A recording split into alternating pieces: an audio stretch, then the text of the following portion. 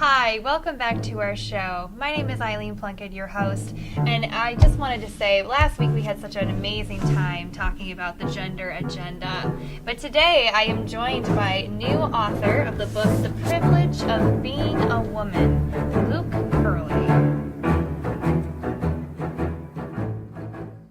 Hey there, and welcome to another edition of Inglourious Podcasters. I'm Eileen. I'm Luke. And I'm Teresita. And today we're going to be discussing the historicity and the elements that make Quentin Tarantino one of the world's best directors. And Michael Fassbender versus Brad Pitt.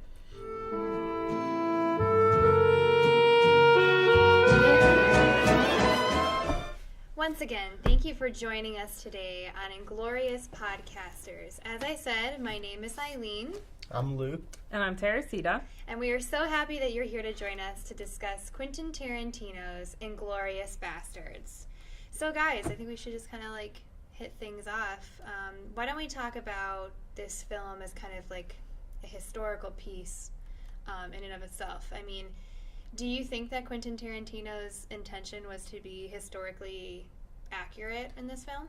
Not at all. Nope, absolutely not. You go first, Luke. Yeah. I definitely don't think it was meant at all to be convincing as like a historical film.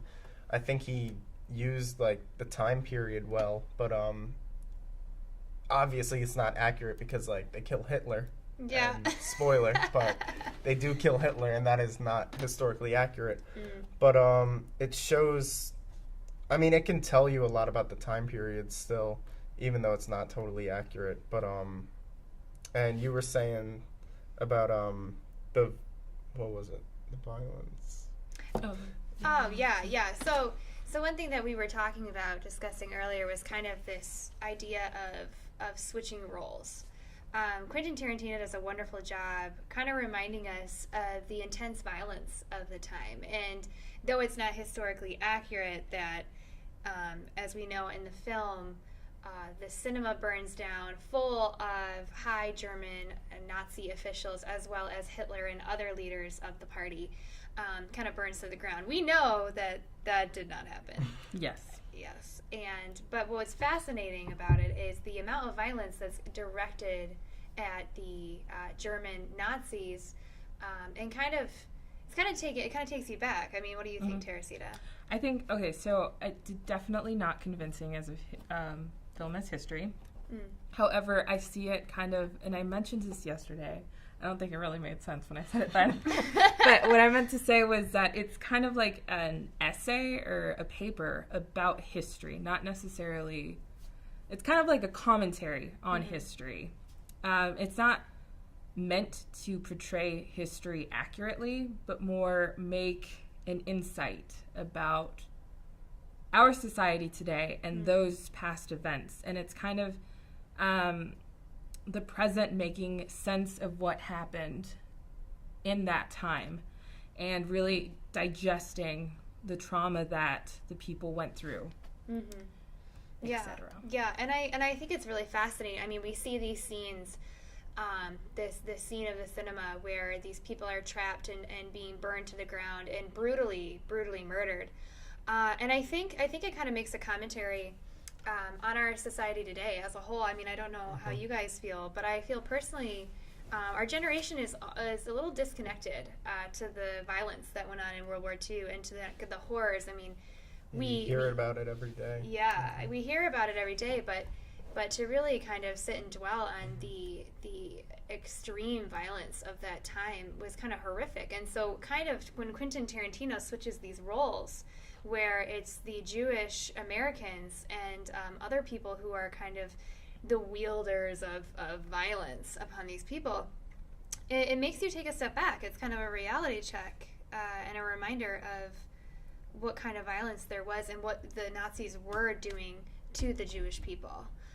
Kind of a reminder, I think, in a way, which I think is a fascinating technique and insight into kind of the events of the time.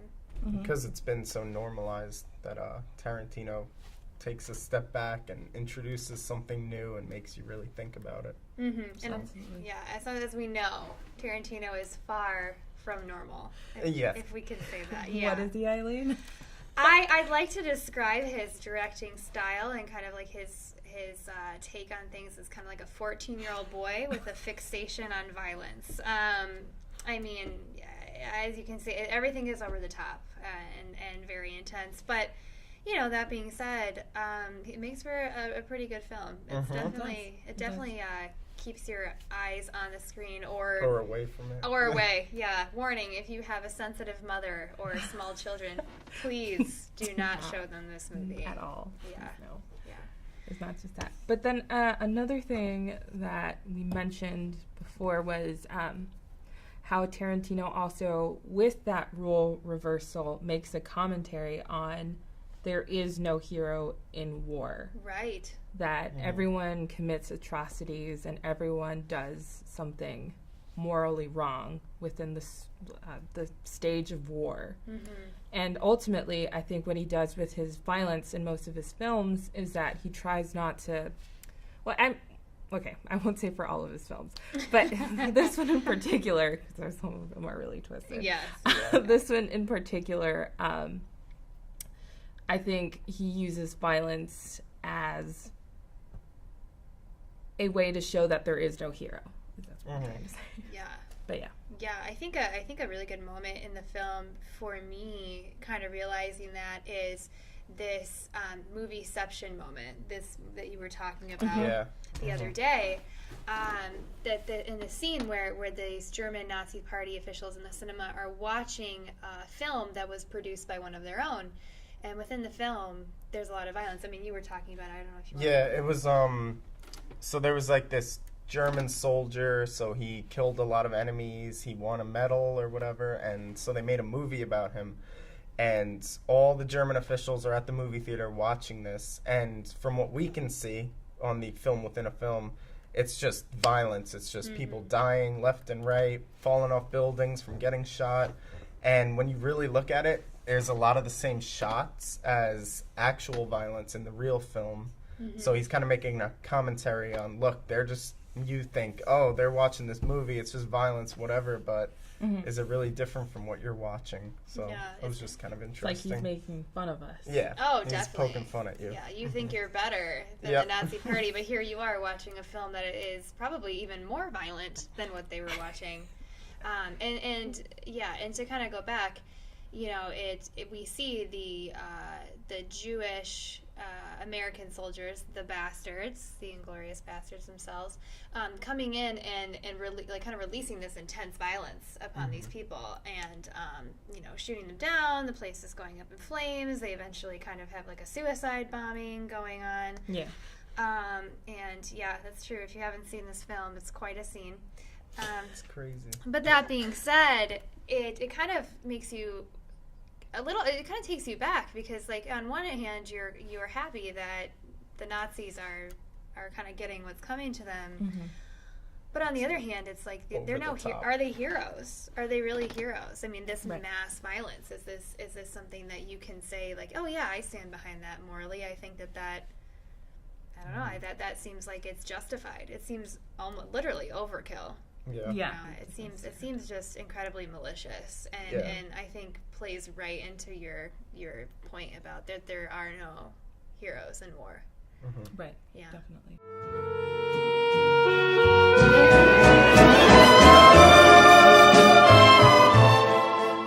Quentin, as I like to call him, you know, we're on first name basis at this point. Spent so much time. Yeah, for real. He uses various techniques in this movie, which are kind of his trademark at this point. He uses a shot called a 360, which he basically goes around someone with a camera. And then a trunk shot, which in this case wasn't necessarily in a trunk, but it was from the floor. And that kind of, it adds to, in my opinion, kind of like the demeaning of whomever the victim is. It makes it clear that there's like a victim and like the more powerful Absolutely. person. Absolutely. And then intense close-ups, which are my favorite. Because then we get close-ups of Michael Fassbender. Oh, but yeah. We'll talk about There's that nothing later. better than a close-up of Michael Fassbender. Except Brad Pitt. Oh, good point. Oh, good point, Luke. Well said. Well Brad said. Pitt. But Anyway. let's just kind of start. Let's start with this 360 shot. So, one of the most powerful 360 shots, in my personal opinion, in the movie was the opening table scene. Yeah. And to kind of clarify for our listeners here, the opening table shot is when our Nazi colonel, Hans Landa, yes, played by the incredible Christoph Waltz. Who is a fantastic. I think he actually got, did he get an Academy Award for this one? Yeah, I think he got some sort of award. Like the highest award that anyone got. Lead actors, he was fantastic. But But this, no Michael Fassbender. well, you can't all be Michael Fassbender, but he does a fantastic job. And in this particular scene setting, he comes to the home of a small French farmer who he is under suspicion, and we don't know this yet as the audience, whether or not he is harboring a Jewish family. And it kind of creates this tension for the scene and a suspension, like in the audience, that is he hiding Jews? Do we know if he's hiding Jews? Is he good or bad? If he is hiding Jews, will they be found? And when the Nazi colonel comes in, the farmer invites him to sit at his table. And Quentin Tarantino does this kind of throughout this 20-minute dialogue. Right, which is literally 20 minutes of them just talking. Right. Which is crazy. Nothing else. The camera does this 360 pan around the table.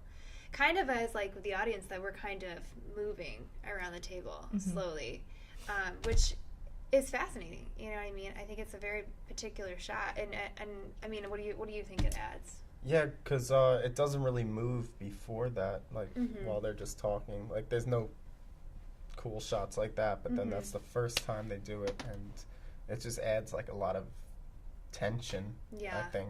Yeah, it's kind of like as an audience member, we're kind of in the room with them, and we're kind of moving with them and kind of moving around the table, and it kind of creates almost they're in a fishbowl, and we're just kind of observing what's going on. Kind of like a God's eye view of what's going on. Because even when the people that are being harbored are revealed, you're coming at them from the top. Yeah. And you see them. That was the element of suspense, which is really big with Tarantino. We're talking about kind of Tarantino's technique by using these camera shots to create suspension and tension within a scene. And this kind of 360 fishbowl, kind of removed God's eye view is a great way to be kind of a part of the action, but also removed. There's nothing you can do about it. Basically.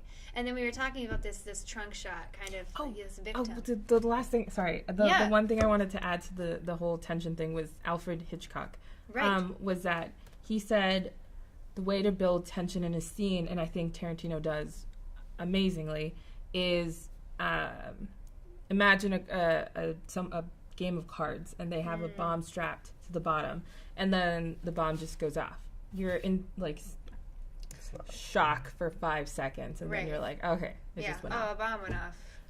Versus having the bomb there, and he shows the audience that the bomb is there and it's about to go off in 5 minutes, but the characters are oblivious to it. And so that creates this intense suspense. As a viewer, create moments where I just had to throw the blanket over my head. You know what I mean? There were moments I just couldn't watch. It was too much. Scalpings. Oh, yeah. Even I had to. That was gross. And I'm definitely the weakest one here, I think. Although, Easter egg, one of the people getting scalped was Quentin Tarantino himself. Oh, really? Was it really? Yeah. Well, at least, he gets in on the fun as well. I mean, he puts himself in, most of his movies. Yeah. I didn't know a lot of directors do. Yeah. Which is kind of, I think that's kind of a cool thing that a great director does, is not only wants to be behind the camera, but in front of the camera as well. Lieutenant Aldo Raine, played by Brad Pitt, who's also another jewel in this film, minus Michael Fassbender. But yes, his kind of his signature literally his signature, is carving the swastika, the Nazi party symbol, into the foreheads of those that he has decided will live, to go back and tell Hitler himself that the Inglourious Basterds are coming for them. And it's kind of it's a little graphic. Yeah. Yes? Yeah. I know, I agree with you there. Yeah. It's a lasting mark, too. Yeah, it's a lasting mark. Kind of like his commentary on once a Nazi, always a Nazi. And you can take off the uniform, but you definitely can't take that swastika off of your forehead. And they showed it too, you guys. Yeah. They showed it. They show the skin lifting up. Okay. I just ate, so if we could not go into that detail, that'd be great. Anyway, that being said, there's also, I think we talked about this yesterday too, and I think it's kind of important. But going back to that beginning scene, which is very iconic, it is 20 minutes long, and that's when you think that the movie is going to be like a traditional World War II movie, where the Nazi soldier is the villain and the Jews are the victims, and it seems like a very classic way to start one of these films. And I think it sets it up very well, and then Tarantino switches it on you. But I think it's worth discussing that beginning film. Segment, sequence. Yeah. I know you brought up the music. Yes. And I thought that was very interesting, and I didn't catch it before. Yeah, so this is like kind of a fun tidbit. Tarantino loves to pull from different movies and different soundtracks and composers to create a soundtrack that's very unique to his style and to his films themselves.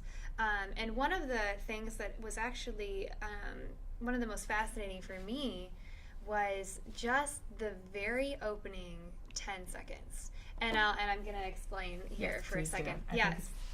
Yeah, so the first theme is kind of a compilation of a few different things.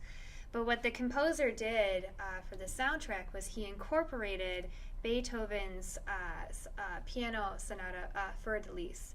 And for those who are not classical music lovers, this is not excluding you, because this is a very, very, very famous piece.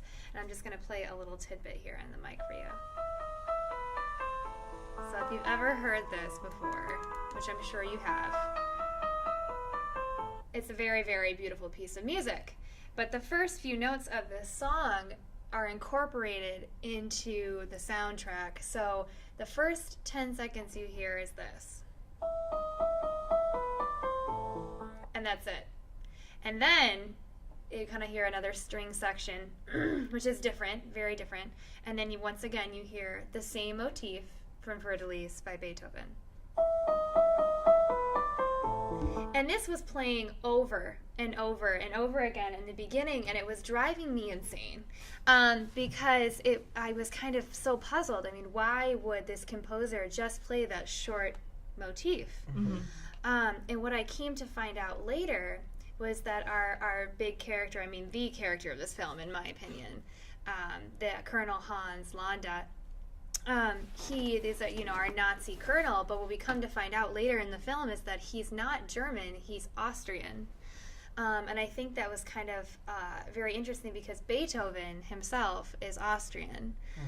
So making that connection with the music, I think, was really kind of interesting, because I think that really adds to the history of the time, because it wasn't just the Germans. I mean, we think about the German people, kind of like they were the leaders of this Nazi movement, but a lot of Austrians, I mean, they had also joined the movement or had been recruited to join the party because of the German takeover in that area, kind of being like neighbors, and speaking a similar language. So going back to kind of our discussion of this, the Nazis kind of taking over these beautiful, historic, art-filled cities and kind of basically destroying them. I mean, bombs, etc., and kind of this depreciation of art itself.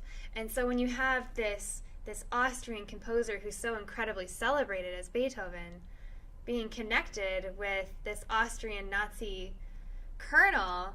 Psychopath, yeah. It's jarring, you know, that something so incredibly beautiful like that can be connected with something so horrific from the same people. It's just, I don't know, I found it very fascinating, and when I wanted the movie kind of ended for me, and it was just, I don't know, it was really cool, you know.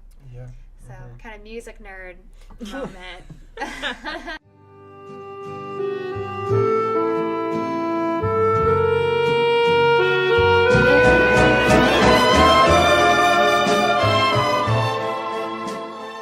The music definitely added, in my personal opinion, with the connection with Beethoven and our Austrian German Nazi Landa. But there's a couple, if not many, things I think that kind of subtracted from the historical accuracy of the film. But like we said before, we don't think that's Tarantino's intention. Yeah. Right. Yeah. Or that it's a big deal. Yeah. So we just wanted to discuss kind of our favorite subtractions of history from this film. And I think one of our favorite moments was Brad Pitt's Italian accent. Yeah. Mm-hmm. Yeah, I think Luke's Buongiorno. Yeah. Although, Arrivederci. you're really good. Can you do it one more time? Buongiorno. Arrivederci. Brad Pitt is ridiculous. Yeah. Although I will say that, come to think of it, maybe it's not a subtraction from the film's historicity. Oh, I'd love to hear your opinion on Because, okay, so in the movie, Brad Pitt comes from Texas. Mm-hmm. So there's, like, absolutely no way he would really know how to speak Italian. But would he be in that situation where he would have to... Would they go, okay... Would they have chosen Brad Pitt, leader of the Inglourious Basterds, Texan-American, to pose as an Italian... And he looks so uncomfortable, Nazi too. killer. Yeah, Nazi killer, cinematographer... Like, I just don't see that. I mean, I feel like they... Just because here's the thing, they're walking in knowing their cover's going to be blown. I mean, Yeah. We have to. Yeah. Like, you know it's a moment of desperation, but it just, I don't know. It's Dominic De Coco. Right? The guy that doesn't even speak any Italian has the best accent. Yeah, he has the best accent. And he absolutely said nothing except for his name. So that being said, I mean, as far as, like, was it historically accurate? No, probably not. Was it hilariously planned? It didn't take away from the movie. Yeah. Yeah, no. It didn't take away from the movie. But that being said, Tarantino's intention is not to be historically accurate. It's a serious subject with deep comedic undertones and commentary on violence, I think. So, that being said, I mean, I don't know. I thought it was one of the funniest parts of the film. I think. Definitely. Ooh, Eileen does not have... Donnie and I are very not friends. Okay, let's just put it this way. Don't see. It's almost PTSD. If you've seen the film, you'll know. Yeah, Donnie. Where do we begin with Donnie? Yeah. He's a He's complete what's psychopath. Sergeant Donnie Donowitz. Yeah, Donowitz, American Jew from the Bronx, lover of baseball, beater of Jews. Wait, no. Beater of Nazis. Beater of Nazis. Oh! Beater of Jews. No. We're gonna start that over. Wrong film. Sorry. Wrong film. I'm so used to the Jews being murdered. See, I think that's what Tarantino's point is. Yeah, that's what his point is. We're so used to the Jews being murdered. Great, you're great. So anyway, the Bear Jew, a beater of Nazis, as they called him in the film, he just has this baseball bat and basically just bashes Nazis' heads in, and he's probably one of the best characters, I think. I would beg to differ, but He's pretty interesting. he's definitely interesting. He's funny. I mean, what do you think is the historical accuracy of Donnie? You know what I mean? I mean, I remember you saying that the Basterds were... Yeah, there was like real. a real group. I don't know how accurate the Bear Jew is, Yeah. But I'm sure that they created this kind of this persona and this fear that they spread throughout the Nazi regiments. I'm sure that kind of propaganda was real. yeah. But that being said, you know, Donnie goes around and beats people, beats Nazis. Nazis. Pronounce that correctly. And he beats them with his bat. And I made the mistake of viewing this film on my own over Thanksgiving break, and I will tell you that there were a lot of moments in the film where I thought, there's no way he's going to show that violence on film. Let me tell you, he shows everything. And when Donnie goes to beat the Nazi with the bat, oh, it's just the worst. Oh. And one of the best, well, not best, but, you know, one of the most interesting parts about that is as Donnie's, like, you know, hitting their heads open, he's screaming out stuff about baseball, about how he's, like, you know, he's Teddy Williams hitting it out of Fenway Park, and, like, all this, as it's showing, Tarantino's actually showing him just hitting away. Oh. And it's just, it's intense violence. I mean, we have to say that. Pretty violent. It is. It's very uncomfortable to watch. I would not say it's my favorite scene. And to the point where you kind of feel bad for the Nazi who committed all these atrocities, and then you're That's just kind of a bad like, way to go out. he's just doing his job, but also, Yeah, but his job is killing Jews, and so we're killing him. It's a vicious cycle of violence. Yeah. Tarantino, he does a fantastic job of kind of, you know, shocking you. Yeah. To the point where you're like, wow, that was awful. And even though it was the bad guys, it was still horrific. You know? Absolutely. Yeah. And I think that's what he does with this revenge saga. Quentin, he's very much into revenge and that whole violence and the cycle of I'm going to get back at you, and it's going to be worse than you got back at Kill me. Bill. And it's just like this Jewish revenge fantasy. I mean, these are spoilers, right? That's why you listen to this podcast. Absolutely. Absolutely. But she finds herself in a situation where she has everything that she needs. She's planned everything to a T and is about to have her revenge and kind of watch it take place. And then she's shot and she dies. While she has a moment of kind of regret, not really regret, but like shows a moment of mercy. Yeah. Where she feels kind of bad for the guy that she shot, and then she kind of goes. She goes over and he shoots her, and she dies. And it's kind of, I mean, out of all the characters in this film, she's kind of the one that's the only one that has just even an inkling of mercy or remorse. Right. So I think that kind of redeems her character.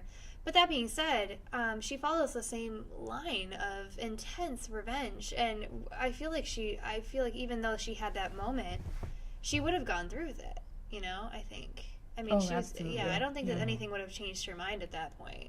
Yeah, I don't think so either. So it's kind of an interesting poetic justice that even revenge won't satisfy, and that if it does, you might not live to see it. Yeah, yeah, absolutely. And I think Tarantino is amazing at doing that kind of stuff. Big fan, girl. No, but actually, there were no heroes because everyone in the film killed someone. Oh, right. Like everyone was, and even the actress killed the innocent dad. Yes, Diane Kruger, I think is her. Bridget von Hermer. Yeah, another difficult name to pronounce. Which we brought up an interesting point yesterday of the way that she died, and she died at the hands of Londa, but in a very violent way. The actress Diane's death at the hands of Londa was that Londa's, has been the instigator and kind of the leader of killing many, many Jews, but you never see him kill anyone by his hand, per se. But in the scene where he brings her into the office and interrogates her and kind of reveals that, you know, she's been a spy for the Americans, he chokes her to death, which is incredibly violent. And I feel like one of the most violent deaths, in my opinion. Yeah, it shows the full thing.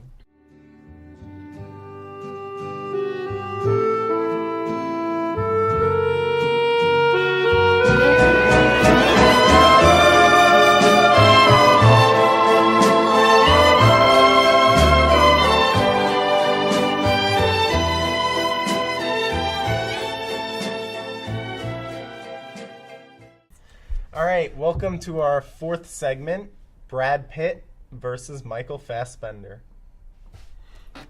Luke is so excited about this topic. But this kind of ties into, I think, one of your favorite scenes. Yeah, the tavern scene. Michael Fassbender, he plays this British spy. So, and he does a good job as that British spy. So he and a bunch of other operatives go to this German tavern to what are they trying to do there? They're they're meeting up with the actress. Yeah, they're for like information. They're trying to infiltrate the movie night or the showing of the Nation's Pride. Yes. Nation's Pride. Yeah. So anyway, they're at this tavern, and it was supposed to be empty just for them to meet up with the actress, and they see, oh, there's a bunch of other German officers here, like celebrating, and then one of the senior officers comes over, he's talking to them, and we can kind of tell he's kind of suspicious of them. He doesn't really think they're German or, something's wrong with them. So then Michael Fassbender orders some drinks, and he says, I want 3. And that's what gives him away, because apparently Germans go like this for 3. So when he went like this, he's showing that he's not German. And then suddenly everyone just gets shot up. And they're pointing guns at each other under the table. Oh, yeah. And bam, bam, bam. Like this.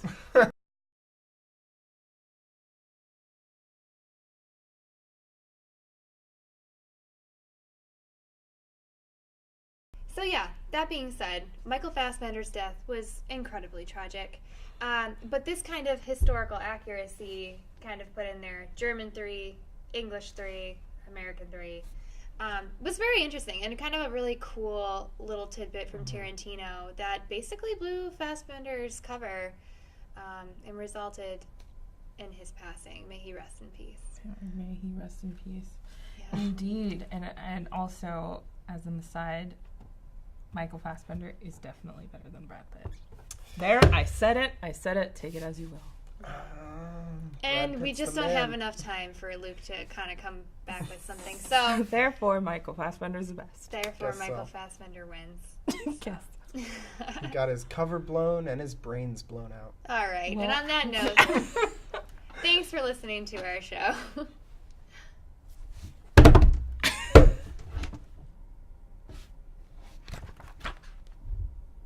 Oh, hey. Thank you for listening to us talk about the historicity and different elements of Quentin Tarantino's Inglourious Basterds. Thank you. Well, wasn't that fun? Join us next time as we talk about the gender agenda and should Michael Fassbender play every role in every movie ever made? Thanks for joining us again for this edition of Inglourious Podcasters. Subscribe to our channel and catch more content about our other movie discussions and more about Michael Fassbender.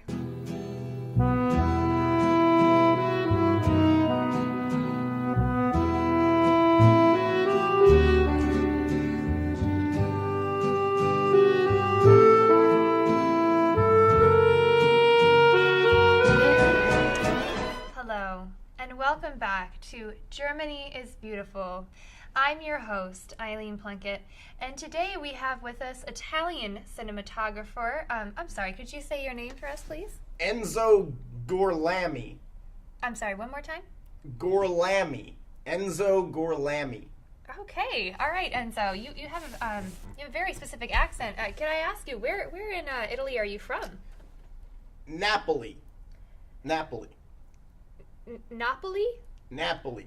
Oh, all right. Wow. Enzo, we've heard so much about your films, kind of your different style techniques, etc. Grazie. Yes, you're welcome. You're welcome. And we've heard so much about you, and we just kind of wanted to know, what was kind of your favorite film that you've ever done? Buongiorno. All right. Wow. Arrivederci. Oh, all right. Well, thank you for having... Grazie. Yes. Grazie. Thank you, Enzo. And that's all... Buongiorno. And that's all the time I guess we have for today. Can I talk to a producer, please?